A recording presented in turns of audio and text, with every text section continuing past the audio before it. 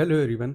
Lucent की इस series में हम संविधान पढ़ रहे हैं और संविधान में भी हम आज देखेंगे अनुसूचियाँ, जिसको अंग्रेजी में कहते हैं, इंग्लिश में कहते हैं शेड्यूल। ये 12 होती हैं। उन सब के बारे में डिटेल में पढ़ेंगे कि किसमें क्या चीज़ें होती है, पेंशन किसमें होती है, सैलरी किसमें आती है, शपथ किसमें होती है, राज्यसभा में सीटों का आवंटन किसके आधार पर होता है, स्पेशल जो जनजाति क्षेत्र हैं वो किसमें आते हैं, संघ सूची, राज्य सूची, समवर्ती सूची क्या होती है, और भी बहुत सारी चीज़ें हैं जैसे भाषाएँ हैं, और पंचायती राज सिस्टम, नगर पालिका सिस्टम किसमें आता है, और लास्ट में ये एक ट्रिक देख लेंगे, टीयर्स ऑफ ओल्ड फिल्म। इसी से ही 12 की 12 अनुसूची एक ही बार में आपको पूरा का पूरा रिवाइज़ हो जाएगी। मतलब आपको दोबारा पढ़ने की ज़रूरत ना पड़े शायद। ये थोड़ा-सा डिटेल डिस्कशन करेंगे और वही चीज़ पढ़ेंगे जो एग्ज़ाम में पूछी जाती हैं। एक्स्ट्रा चीज़ें नहीं पढ़ने की कोशिश करेंगे, ठीक है? चलिए शुरू करते हैं। अगर आपको वीडियो पसंद आएगा तो प्लीज़ लाइक कर लीजिएगा। और सबसे पहले देखेंगे प्रथम अनुसूची। ये जान लीजिए कि पहले 8 थी, संविधान में जब संविधान आया था तो 8 थी, वर्तमान में 12 अनुसूची है।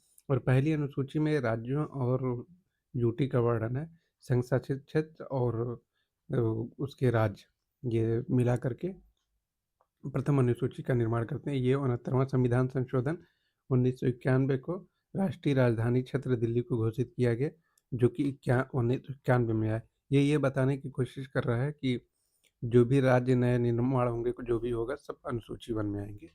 तो प्रथम अनुसूची में सच कुछ है नहीं इम्पोर्टेंट। द्वितीय अनुसूची, ये दूसरी वाली अनुसूची इम्पोर्टेंट है।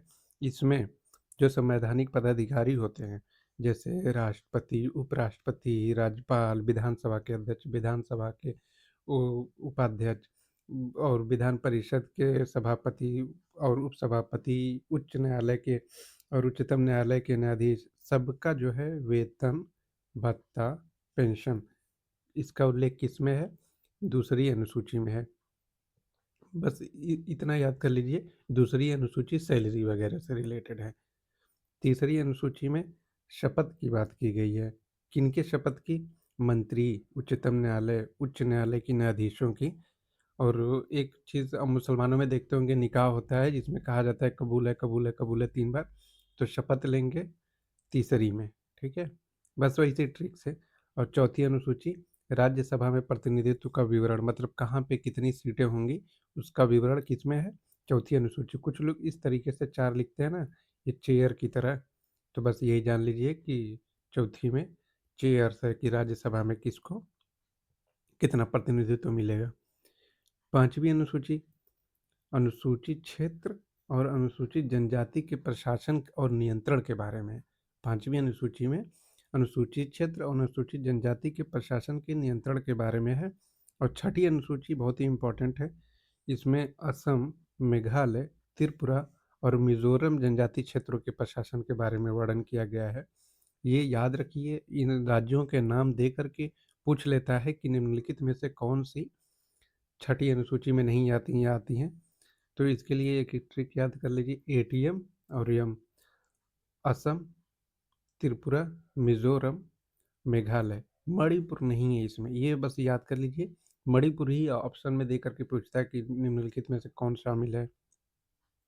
7वीं अनुसूची में शक्तियों का बंटवारा है, केंद्र और राज्यों का शक्तियों का बंटवारा कर दिया गया है। और 3 सूची बना दी गई है, संघ सूची, राज्य सूची, समवर्ती सूची। संघ सूची तो मालूम ही होगा, जो केंद्र सरकार बनाएगी। राज्य सूची जो राज्य बनाएगी। लेकिन समवर्ती सूची में क्या होता है, जिस पे दोनों मिल करके काम करते हैं, उसको समवर्ती सूची के अंतर्गत रखा जाता है। संघ सूची में 97 विषय थे, वर्तमान में 100 विषय हैं। अभी ये समझ में नहीं आया कि कौन से विषय क्या होते हैं, तो अब मैं बताता हूँ। जैसे देश की प्रतिरक्षा, विदेशी मामले, रेल रेल डाक, तार, मुद्रा बैंकिंग, परमाणु शक्ति, ये एक तरीके के विषय हैं कि ये केंद्र सरकार ही देखेगी, मतलब ये संघ सूची में ही सब आएगा। इसमें 100 विषय हैं। और राज्य सूची में 66 विषय थे, वर्तमान में 61 हैं। और ये विषय क्या-क्या हो सकते हैं?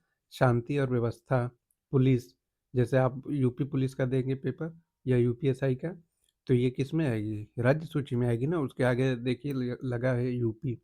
और जेल, स्थानीय शासन, कृषि याद रखिए, कृषि राज्य सूची का विषय है, बहुत ही इम्पोर्टेंट है। जन स्वास्थ्य, ये कोरोना के टाइम पे पूछा गया था क्वेश्चन कि जन स्वास्थ्य जो है किस कैटेगरी में आता है, किस सूची में आता है, तो राज्य सूची में आता है।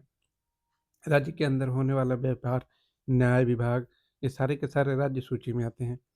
और समवर्ती सूची में ये थोड़ा टिपिकल है क्योंकि ये समझ में नहीं आता है कि ये एक्चुअल में किसमें हो सकता है। 47 विषय थे, वर्तमान में 52 विषय हैं। शिक्षा, वन, वन्य जीव एवं पक्षियों का संरक्षण, कारखाने, मजदूर संघ, इसमें 2-3 चीज़ें याद कर लीजिए इम्पोर्टेंट है, जहाँ से क्वेश्चन बनते हैं और कन्फ्यूज़न होता है।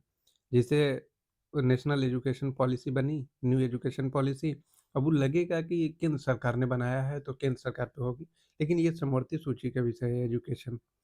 जैसे शिक्षा, वन, वन्यजीव और पक्षियों का संरक्षण, ये याद कर लीजिए।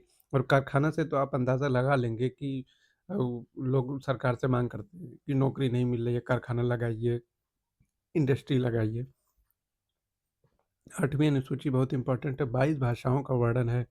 इसमें से बताइए कि 22 भाषाओं में से भोजपुरी क्या इसमें शामिल है कि नहीं है? 1967 21वां संविधान संशोधन 1967 के द्वारा सिंधी भाषा को जोड़ा गया था। और 71वां संविधान संशोधन 1992 के द्वारा एक ट्रिक याद रख लीजिए, नमक, नेपाली, मणिपुरी, कोंकणी 3 भाषाओं को जोड़ा गया था। किसमें? 71वां संविधान संशोधन 1992 में। और 92वां संविधान संशोधन 2003 में जो जोड़ा गया तो बोडो, डोगरी, मैथिली, संथाली, इसको एसडीएम बी कर लीजिए। संथाली, डोगरी, मैथिली, बोडो, ये हो गया। इतना ही पूछा जाता है, कुछ में पूछ देता है कि कौन किसके संशोधन के द्वारा जोड़ी गई थी, बस यही है। 8वीं अनुसूची भी बहुत इंपॉर्टेंट है। 10वीं अनुसूची देख लेते हैं। ये बहुत बार प्रश्न पूछा गया है कि 52वां संविधान संशोधन 1985 किससे रिलेटेड है, दल बदल से संबंधित है। 3 तरीके के सवाल बन सकते हैं। मान लीजिए कि 52वां संविधान संशोधन कब हुआ? 1985 में। 52वां संविधान संशोधन किससे रिलेटेड है? दल बदल से संबंधित है। दल बदल कानून किससे संबंधित है, किस अनुसूची से? तो 10वीं अनुसूची से। बस इसी तरीके से रिलेट कर करके पढ़ लेना, इससे बाहर क्वेश्चन पूछता ही नहीं है। 11वीं अनुसूची मैंने पंचायती राज सिस्टम पढ़ाया हुआ है। 73वां संविधान संशोधन के द्वारा जोड़ी गई है। कौन सी? 11वीं अनुसूची, जिसमें 29 विषय हैं पंचायती राज में। 11वीं हो गई। 12वीं में 74वें संविधान संशोधन 1993 के द्वारा जोड़ा गया, वही नगर पालिका नगर निगम वाला मामला 12वीं अनुसूची में है। ये ट्रिक याद रख लेते हैं। टीयर्स ऑफ ओल्ड पीएम, इसके लिए आपको इंग्लिश में ही याद करनी पड़ेगी। टीयर्स का पहले देख लेते, एक एक तोड़ के देख लेंगे ताकि याद रहे। टी से territories, emoluments, affirmation, Rajya Sabha, schedule area. ये सिर्फ इतना याद रखेंगे ना तो विकल्प में दिख ही जाएगा कहीं ना कहीं। ठीक है, तो टीयर्स का क्या हो गया? Territories, emoluments, affirmation, Rajya Sabha, schedule. Of का क्या होगा? Other schedule, other schedule area, जो मैंने बताया ना, अनुसूचित क्षेत्र और अनुसूचित जनजाति क्षेत्र वाला। और यब से फेडरल लिस्ट, वही जो मैंने बताया कि संघ सूची, राज्य सूची, समवर्ती सूची किसमें आते हैं। अब ओल्ड का देख लेते हैं। ऑफिशियल लैंग्वेज, यल से लैंड रिफॉर्म्स, डी से डिफेक्शन। और फिर पीएम का क्या होगा? पंचायती राज और नगर पालिका, जो 11वीं और 12वीं अनुसूची मैंने बताया अभी को। तो ये हो गया टीयर्स ऑफ ओल्ड पीएम, अनुसूची याद करने की ट्रिक। एक बार फिर से रिवाइज कर लीजिए। ये अगर याद हो गया तो आप क्वेश्चन एलिमिनेट कर लेंगे आसानी से, इस बात की गारंटी है। Territories, emoluments, affirmation, Rajya Sabha, schedule area, other schedule area, federal list, official language, land reform, defection, Panchayati Raj, municipalities. ये था इम्पॉर्टेंट ट्रिक। अभी एक बार थोड़ा सा रिकॉल कर लेते हैं और आपको मन ही मन जवाब देना है। प्रथम अनुसूची में राज्य और यूटी की बात की गई है। दूसरी अनुसूची में वेतन, भत्ते, पेंशन की बात की गई, किसके? सभी पदाधिकारियों के। वे जो संवैधानिक पदाधिकारी हैं, राष्ट्रपति, राज्यपाल, लोकसभा अध्यक्ष, सबकी बातें कर रहे हैं। तृतीय अनुसूची शपथ की बात है, वही मैंने कहा कबूल है वाली बात। चौथी अनुसूची में इस तरीके से बनाया था मैंने कि चेयर है राज्यसभा के लिए। और कि किसमें शेड्यूल एरिया की बात की गई है? असम, मेघालय, त्रिपुरा, मिज़ोरम ये 4 क्षेत्र हैं और 7वीं अनुसूची में ही संघ सूची, राज्य सूची, समवर्ती सूची की बात की गई है। इसके विषय देख लीजिएगा कि कौन से में क्या आता है। और 8वीं अनुसूची में लैंग्वेज की बात की गई है, आपको बताना है भोजपुरी इस भाषा में शामिल है कि नहीं है।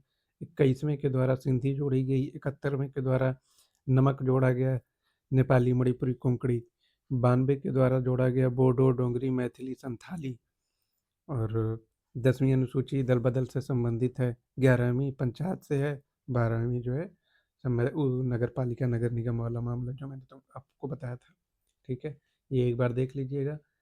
और ये लूसेंट की ही सीरीज़ है, ये लूसेंट का बस टाइपिंग फॉर्मेट है, ठीक है? चलिए, अगर ठीक लगेगा तो प्लीज़ सब्सक्राइब कर लीजिएगा। Thank you.